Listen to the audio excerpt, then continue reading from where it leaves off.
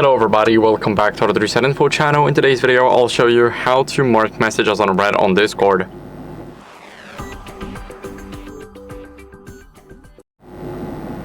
So, what you guys want to do first is go over, and if you want to mark a message unread, you need to click on any other chat. Here, we're going to select from which message we want it unread, so I'll start with the group. Now we're going to select mark unread after clicking the right click. And as you guys can see, 10 plus messages since 2:59 p.m. on July 17th, 2026. So once we leave, we still see the 4 because these are the pings. Once I unmute the conversation, it will be, it should be more at least. So let's mark it unread. Now we got 10, so it all adds up.